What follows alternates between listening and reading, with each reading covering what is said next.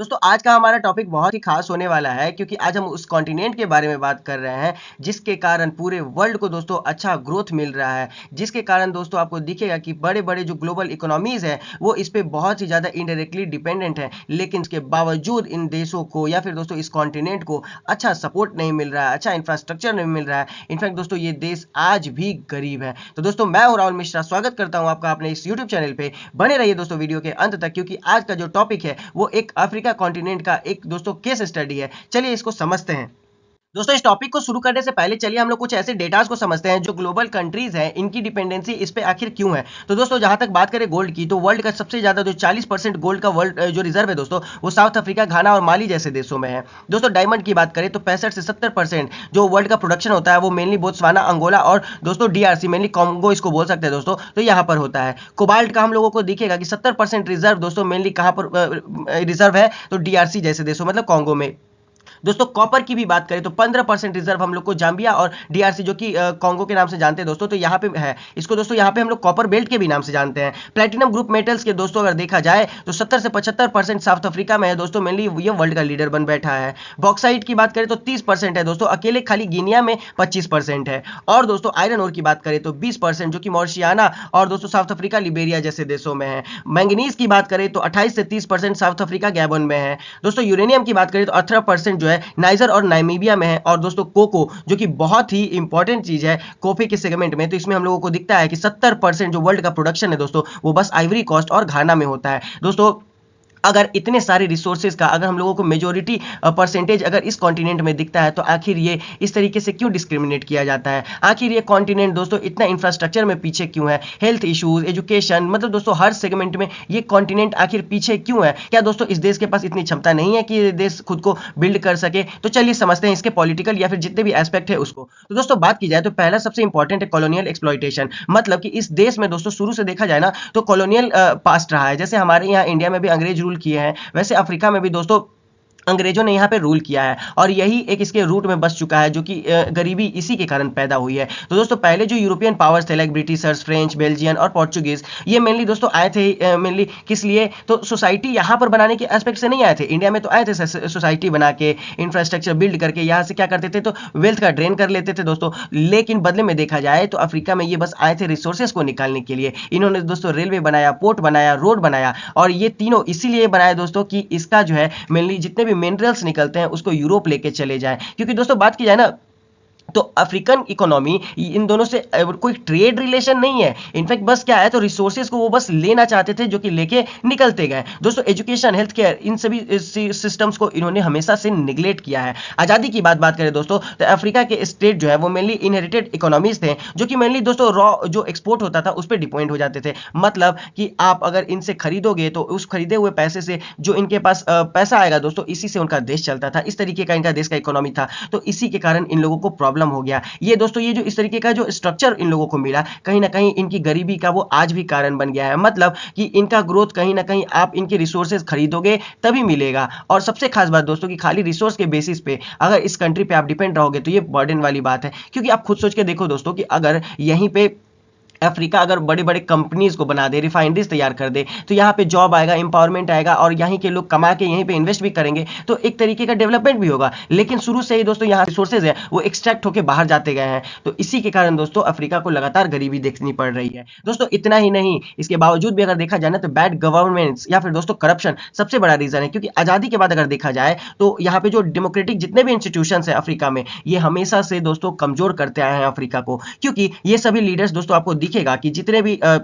Resources बिकते थे, चाहे वो तेल हो गए, चाहे वो गोल्ड हो गया या फिर दोस्तों डायमंड, इन सभी से जो भी फायदा आता था ये अपने मुनाफे के लिए दोस्तों ये इन्वेस्ट करने लगते थे। ये एलिट क्लास को बहुत ही बड़ा बेनिफिट मिल जाता था। एलिट मतलब दोस्तों कि जो इनका दोस्तों बोल सकते हो कि समाज में अच्छा वर्ग था, जो समाज में पहुंचे हुए थे, तो इनको दोस्तों हमेशा से फायदा होते हुए आया है। लेकिन जो ऑर्डिनरी सिटीजन्स थे इनमें थोड़ा सा ही हम लोगों को इंप्रूवमेंट दिखा है दोस्तों। ट्रांसपेरेंसी और अकाउंटेबिलिटी की कमी होने के कारण रेंट सीकिंग इकोनॉमी बन चुका है। मतलब दोस्तों कमाने की कोशिश है, कमा नहीं पा रहा है, लेकिन बदले में दोस्तों ये एलीट क्लास के लोगों का धन लगातार बढ़ते जा रहा है। तो इसके कारण होता क्या है कि जो बड़ा शेयर है दोस्तों कमाई का, वो कहीं ना कहीं आप देखोगे कि फॉरेन बैंक में है।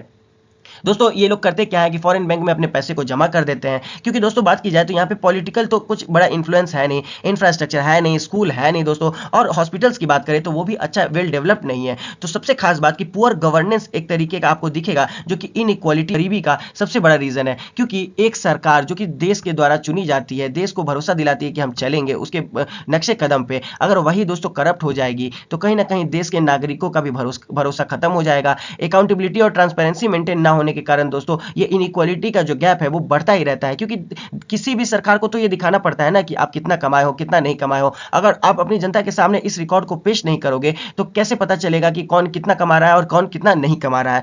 दोस्तों बात की जाए फॉरेन एक्सप्लॉयटेशन की, तो हम लोगों को दिखता है कि अफ्रीका के पास जितने भी नेचुरल वेल्थ से, इसको दोस्तों असल में जो कंट्रोल किया जाता था वो मल्टीनेशनल कॉर्पोरेशंस के द्वारा, मतलब दोस्तों जो बाहरी देश थे जैसे यूएस हो गया, चाइना हो गया, या फिर दोस्तों यूरोप के देश हो गए, ये कहीं ना कहीं दोस्तों जाके वहां के रिसोर्सेज को एक्सट्रैक्ट करने का काम करते थे। दोस्तों नेगोशिएशन भी पावर भी इन लोगों को बहुत ज्यादा पड़ा हुआ रहता था, इतना हाईली नेगोशिएट करते थे जिसके कारण अफ्रीका के देशों को दोस्तों बहुत बड़ा लॉस भी हो जाता था। इनफैक्ट आप देखोगे तो इस देश से 80 से 90% तो प्रॉफिट दोस्तों दूसरे कॉन्टिनेंट में चला जाता था। अफ्रीका को इससे कुछ खास फायदा हो नहीं पाता था दोस्तों। जो लोकल कम्युनिटीज थे इसके कारण उनको मूव करना पड़ जाता था, एक जगह से दूसरे जगह जाते थे दोस्तों, छोटे से मतलब कि सैलरी के बेसिस पे कमाने की उम्मीद से। लेकिन दोस्तों बदले में क्या होता था कि आप देखोगे तो उसका एनवायरमेंटल डिग्रेडेशन भी बढ़ गया। लोगों की कमाई की बात करें दोस्तों तो मतलब कि बहुत ही मिनिमम कमाते थे, उससे ज्यादा दोस्तों उन लोगों की आप बोल सकते हो तो इनडायरेक्टली उन लोगों का सबसे बड़ा लॉस हो जाता था, क्योंकि एक जगह से दूसरी जगह वो डिस्प्लेस होते थे दोस्तों इस बेसिस पे कि वो लोग अच्छा कमाएंगे, लेकिन ये भी नहीं पॉसिबल हो पाता था। इसके बाद बात की जाए दोस्तों तो नाइजीरिया से आप देखोगे कि तेल निकलता है, कॉन्गो से देखोगे कोबाल्ट, गिनिया से देखोगे दोस्तों बॉक्साइट, मतलब ये सभी जो देश है दोस्तों, इन सभी देशों से क्या होता था कि जो रॉ होता था दोस्तों, कोई भी रिसोर्सेज वो एक्सपोर्ट हो जाता था दूसरे देश में। और सबसे खास बात यहीं पे है दोस्तों कि ये सभी रिसोर्सेज अगर एक्सपोर्ट हो जाएंगे तो आप देखोगे कि दूसरे देश में जाके ये रिफाइंड होगा, क्योंकि दोस्तों दूसरे देश में रिफाइंड होगा तो वहीं पे उसको फिनिशिंग मिलेगा, और फिनिशिंग के कारण वहीं पे उसका जो एग्जैक्ट वैल्यू है वो दूसरे देश कमा लेंगे। दोस्तों यही सबसे बड़ा प्रॉब्लम बन गया है अफ्रीका का। अगर अफ्रीका अपने कंट्री में बेसिक रिफाइनरी मतलब कंपनीज को खोल दे, रिफाइनरीज यहाँ पे अगर छोटे छोटे कंपनीज रहेंगे दोस्तों तो वहाँ पे क्या होगा कि कुछ एम्प्लॉयमेंट मिल जाएगा। अपने दोस्तों प्रोडक्ट को रिफाइन करके अगर ये सेल करेगा तो कुछ हेवी कॉस्ट में भी सेल कर सकता था, लेकिन दोस्तों यहाँ से शुरू से ही यहाँ से रिसोर्सेज को एक्सट्रैक्ट करने का इंटेंट है और ले जाके दूसरे देश में बेच देने का है। दोस्तों अफ्रीका का अगर बात करें सप्लाई, जो रिसोर्स का सप्लाई करता है ये बहुत ही बड़े नंबर में करता है, लेकिन बदले में दोस्तों को देखा जाए तो इसका इंडस्ट्रियल डेवलपमेंट बहुत ही कम है, क्योंकि यहाँ पे दोस्तों इन्वेस्टमेंट करने का जो ग्लोबल कंट्रीज है उनका कोई मेन इंटेंट रहा ही नहीं है। वो बस रेलवे, पोर्ट और दोस्तों रोडवे नेटवर्क को अच्छा बना देते थे, जिसके कारण उनका जो रिसोर्सेज है स्मूथली देश से निकल जाए। दोस्तों बात की जाए तो रिसोर्सेज तो अफ्रीका से बहुत ज्यादा एक्सट्रैक्ट कर लिए गए, इनफैक्ट बदले में लोगों में बहुत ही कम इन्वेस्टमेंट किया। जैसे कि आप लोग देख सकते हो कि अफ्रीका में तो बहुत सारे रिसोर्सेज थे, जैसे कि गोल्ड हो गया दोस्तों, या फिर डायमंड हो गया, या फिर आपको दिखेगा कि कॉपर जैसे बहुत सारे रिसोर्सेज थे, लेकिन बदले में लोगों में आप देखोगे तो एजुकेशन, हेल्थ केयर सिस्टम पे बहुत ही कम मात्रा में इन्वेस्टमेंट होता है। हेल्थ केयर, एजुकेशन, या फिर जैसे देखोगे कि हॉस्पिटल्स, स्कूल और यूनिवर्सिटीज पर इन्वेस्टमेंट बहुत कम रही। इस वजह से दोस्तों लोगों की लाइफ एक्सपेक्टेंसी कम हो रही है और लिटरेसी रेट भी इंप्रूव नहीं हुआ है। स्किल बिल्डिंग की बात करें दोस्तों तो स्किल लेबर की कमी की वजह से अफ्रीका में इंडस्ट्री डेवलपमेंट ही नहीं हुई, सिर्फ रॉ मटेरियल ही एक्सपोर्ट होते आए हैं। दोस्तों बात किया जाए तो अंत में रिजल्ट क्या होता है तो हम लोग को देखने को मिलता है कि मल्टीनेशनल कंपनीज ही दोस्तों कहीं ना कहीं मिनरल्स को निकाल के अपने वैल्यू एडेड प्रोडक्ट बनाए, और दोस्तों यही प्रोडक्ट असल में प्रॉफिट भी कमा रहे हैं। लोकल लोगों की बात करें तो लोकल पॉपुलेशन सिर्फ लो पेइंग जॉब के पीछे पड़ी हुई है, इनका दोस्तों ग्रोथ होने का चांस यहाँ पे बन नहीं रहा है, क्योंकि ये अब डिपेंडेंसी आ चुकी है लोगों में कि अब इतना तो कमाना ही है, तो इस तरीके की प्रॉब्लम्स में ये फंस चुके हैं। अगर वही दोस्तों बात करें तो पैसा ह्यूमन कैपिटल पर अगर इन्वेस्ट होता, लोगों की स्किल और एजुकेशन पर लगाया जाता तो पॉवर्टी साइकिल ब्रेक हो सकता था, लेकिन दोस्तों ये नहीं हुआ, क्योंकि अगर बात करें तो इसके एब्सेंस ने दोस्तों इनइक्वालिटी में आपको देखोगे दोस्तों तो अमीर और गरीब के बीच में बहुत बड़ा फासला तैयार हो गया, और स्टैग्नेशन की बात करें दोस्तों तो विकास रुक गया। अब डेवलपमेंट जो है दोस्तों कहीं ना कहीं डिपेंड करता है डेवलपमेंट रिसोर्स पे। दोस्तों किसी भी देश का अगर आप डेवलपमेंट की बात करो तो ह्यूमन रिसोर्स जो है वो बहुत बड़ा इन्वेस्टमेंट है, या फिर बोल सकते हो दोस्तों जहां की जनता पे आप अगर ज्यादा इन्वेस्ट करोगे तो फ्यूचर में दोस्तों आप पे रिवर्स इन्वेस्टमेंट लाएगी, रिवर्स इकोनॉमी को दोस्तों खड़ा करने का बहुत बड़ा योगदान देगी। तो दोस्तों आज के लिए बस इतना ही। कैसा लगा वीडियो आप हमें कमेंट में बता सकते हैं। अगर आपको ये वीडियो अच्छा लगा तो दोस्तों please like, subscribe and bell icon को प्रेस कर ले, जिससे आपको आगे की आने वाली वीडियोस का अपडेट मिलता रहेगा। मिलते हैं दोस्तों अगले वीडियो में, तब तक के लिए अपना ख्याल रखें। Thank you.